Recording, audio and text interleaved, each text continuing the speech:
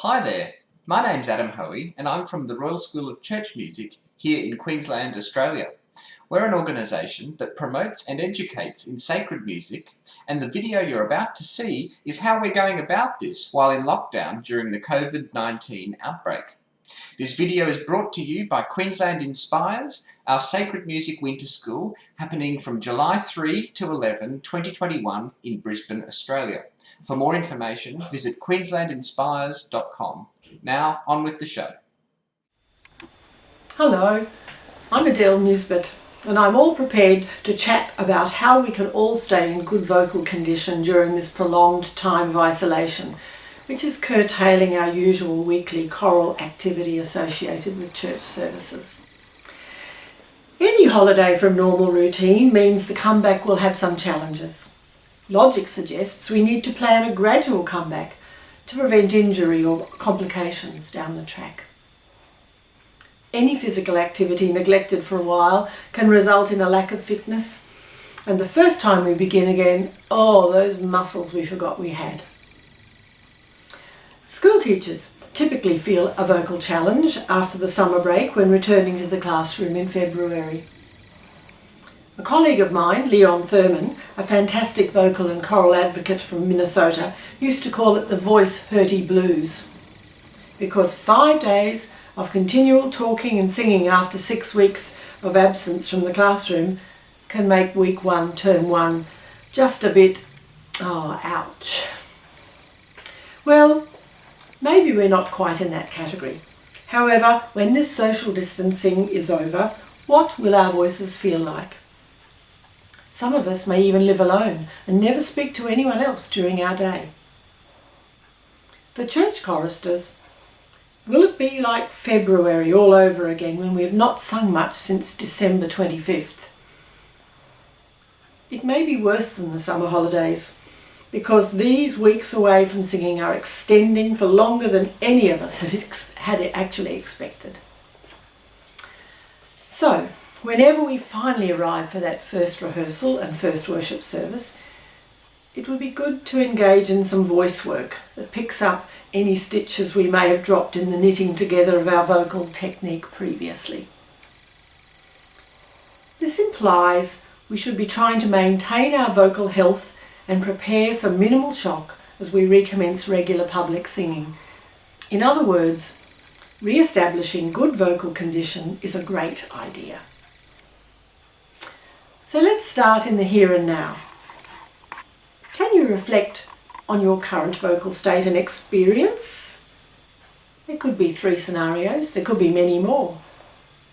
But firstly, you don't know what's happening with your voice because you've hardly sung for months. Secondly, you sing a lot, but in such a carefree, serendipitous way that your voice feels rested and easy, that hasn't had any real tests or challenges or discipline. And thirdly, there might be ongoing issues of vocal conditioning which existed BCV, before coronavirus, which still crop up whenever you start singing now. How would we know if we need help? What are the clues? After we've been singing a bit, that we realise that we're not as vocally conditioned or well coordinated as we should be. Perhaps vocal technique and discomfort, even soreness in the neck, throat, jaw, tongue areas. A quality of tone that is breathy, pressed or edgy.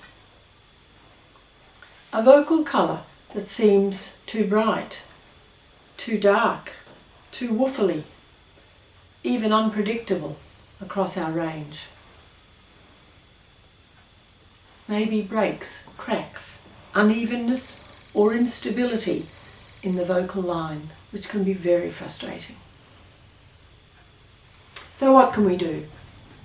Individually, we can all learn some good habits and take on board behaviours that will support healthy, well-coordinated phonation. It's pretty easy to drown in all the myriad of suggestions that might help. So right now, I'd just like to offer 5 focus areas. And regularly repeating these until you're bored may just be what your voice needs to impose some discipline on it. 1. Body alignment. General stretching of the body can wake up the vocal instrument because your whole body is your instrument. I'm sure you already know that. So keep up your usual exercise routine. Walking, home gym activity, etc. Or invent some gentle physical stretching exercises. Be sensible and customise your exercise routine. But it's time to become very familiar with your own body map, and especially the crucial balance points of your body that will ensure good function of the vocal instrument. Explore with your fingers the 6 main points of balance in the body. And these are the balance points before I show you. The point where the spine and the skull meet. The point where your waist and thorax meet. The point where your legs intersect with your pelvis. That's the hip joint. The point where your legs bend at the knee joints. The point where your feet articulate with your ankles. And the point where your arms connect into the torso. So let's just have a look at those 6 again. It's what I call the noddy spot, just up there. The little hole at the back of your neck. That's where your head balances on top of your spine. Then we have this place where the torso sits on your pelvis. Then below that you have what is the hip joint, often not identified correctly, where your leg joins into your hip. Then probably head and knee are the 2 most important for us. Your knees must be loose, pointed forward, not pulled back and tight, because that will reflect in the ability to be loose in your pelvis. And then going right down to your feet, your leg reaches your foot just there, and your feet are 2 small triangles which support the rest of your body. Finally, coming backwards to these, our arms are not connected directly to our spine, but they are free to gesticulate, to carry music, to feel that they're not interfering with the alignment of the rest of our body. You can do that for yourself, I hope. 2. Breath management. Efficient inhalation is important. However, managing the exhalation, the outgoing of the air, is what singing is all about. It's crucial. A steady flow of sound, allocation of breath for each phrase, onset, offset, appropriate engagement of the breath for pitch and volume. This is a big deal, and I'm sorry we don't have time to do a lot of in-depth work here. But here's a couple of exercises that will help focus your body, your mind, and your voice. Start by wasting all your breath. What does that mean? Blow it all out so that you feel as if your lungs are empty.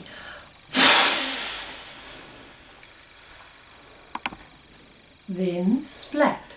S-P-L-A-T. Singers, please loosen your abdominal tension. Open your throat. And the air goes in.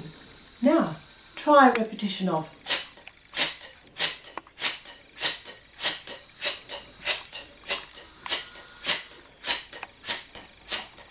You can do that for as long as you like. Waste your air.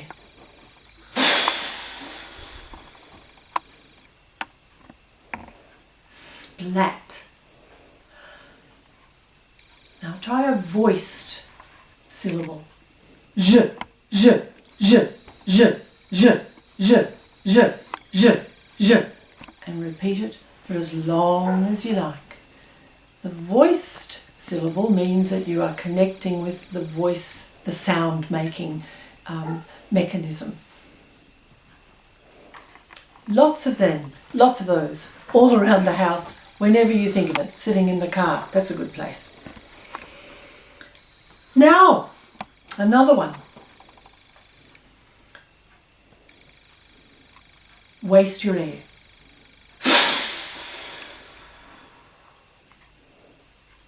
Splat. Now chant on one note a well-known text. My example: Old MacDonald had a farm, E-I-E-I-O, and on that farm he had a cow, E-I-E-I-O, without a etc. See how long you can go. See how you can extend that phrase just on one note, but a very long legato chanted line. That will help manage your breath, exhalation, and on a voiced sound. You can choose whatever you like. Just seemed like Old MacDonald was pretty convenient. Number 3, preparing the larynx. Yes, you do have to prepare your larynx. After all, it is the voice box. Hydration is important. Sing wet, pee pale.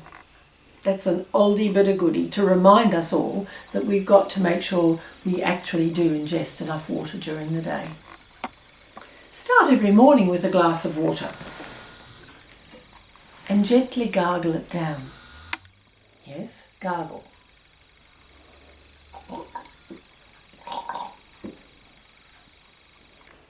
As easy as that.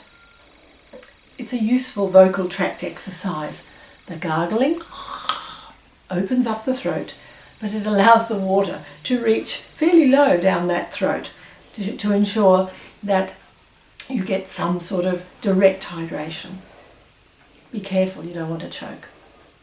Now, in the warm shower, morning or evening, you can gargle the shower water. But the shower is a great place to sing too. Begin with some downward hums, Pooh Bear.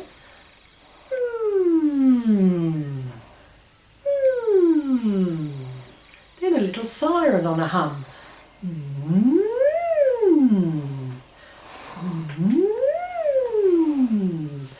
And you can just check to see if your abdominal muscles are actually helping support that breath management. After the hum, try wee, wee. You can try some tongue rolls or a rolled R, a tongue trill or a rolled R. Or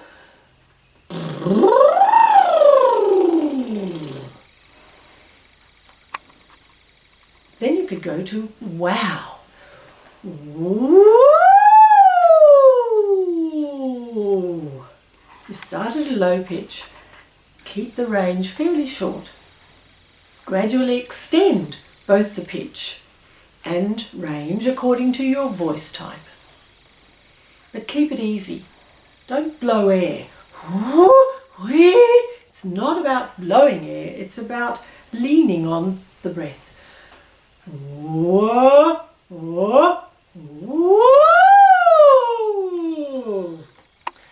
Be aware that it is a balanced combination of breath energy and muscle energy that is transformed into sound.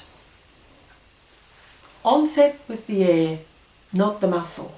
Imagine skiing onto the note, not a, which is a lot of muscle, but rather as if I'm skiing on the snow. Maybe the water, but the snow seems to be a better image. Listen to the vocal quality. Lower notes should be warmer and full-bodied. Higher notes will be less warm, perhaps trending towards bright, and be less full-bodied. That's the natural balance of our voices. Enjoy the core of your tone, as if it's the red-hot glow on the wire of a sparkler, with the shimmering spatter of the surrounding light representing the complete vocal resonance. The bathroom's not only humid, but probably the best acoustic spot in the house, which facilitates ease of phonation. It's easier to sing in a good acoustic. So therein is high recommendation for your singing in the shower. 4. Opening the resonance spaces. We can explore our resonance spaces. First, feel what it's like to engage the wrong coordination inside our throat by swallowing. Swallow. Oh, my larynx goes up and tightens and everything seems to close. Now let's feel the opposite. Yawn, firstly with your mouth shut. Everything inside opens and lowers. Well, before it actually goes into spasm. We don't want that part of the yawn. So now yawn with your mouth open, releasing your jaw and letting it swing down and back.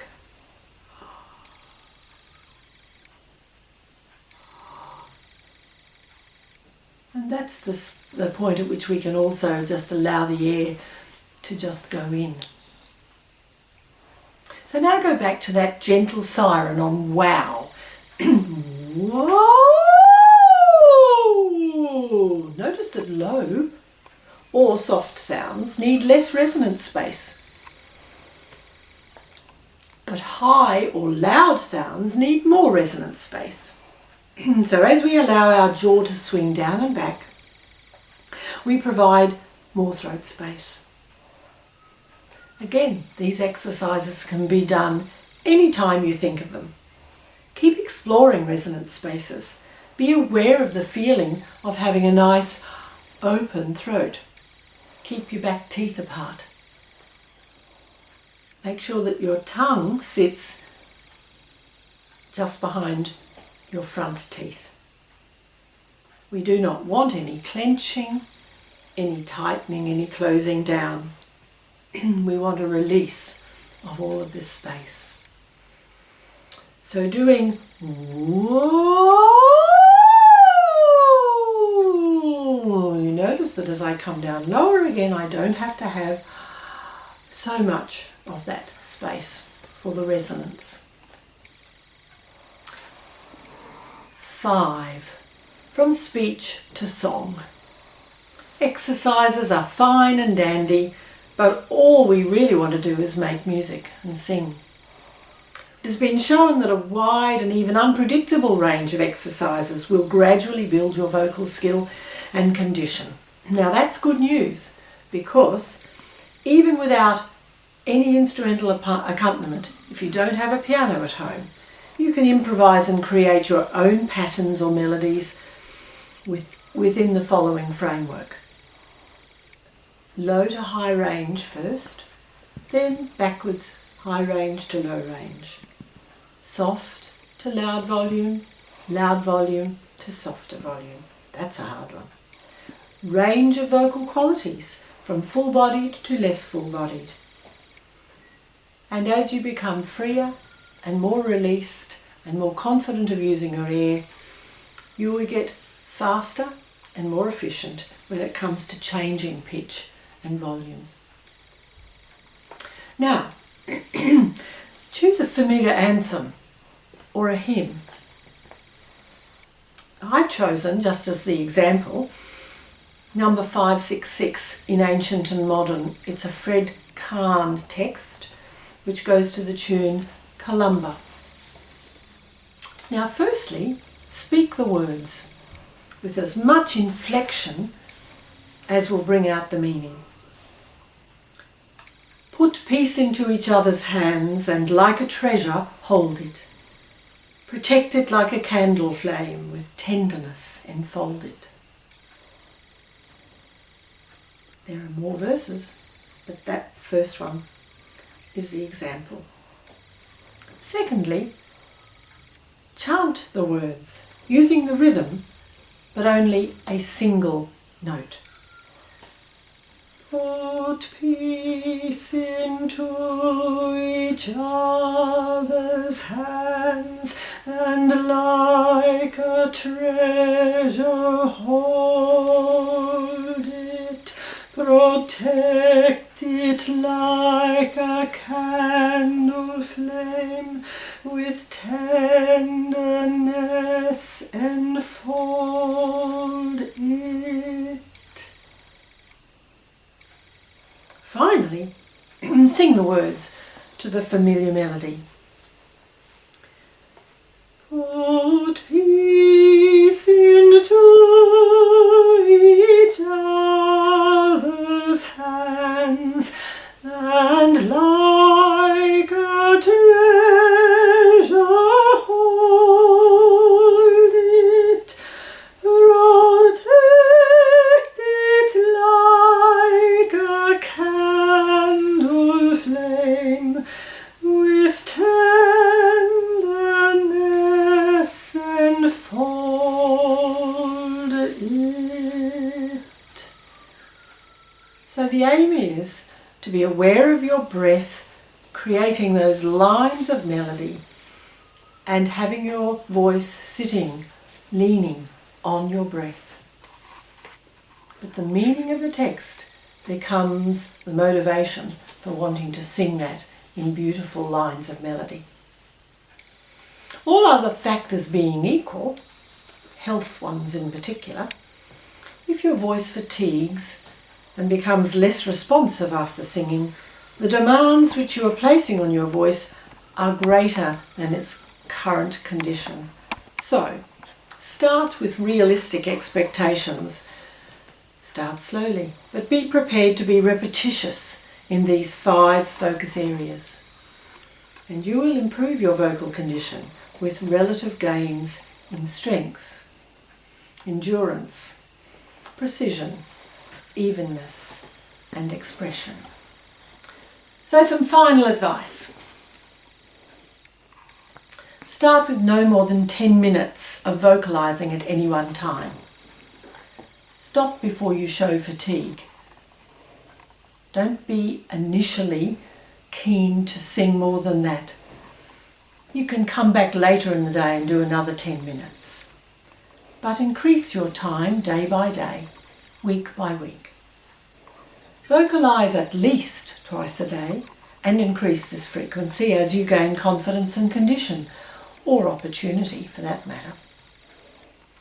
Use familiar repertoire in your collection. Anthems, hymns, real that you can look up, or just ones in your memory, especially those pieces that have always felt good to sing. New repertoire needs special technical attention. Catch your image in a mirror. How's your head position? What are your knees doing? Give a little wriggle and loosen up. So that's the beginning. Knowledge is power, as we know.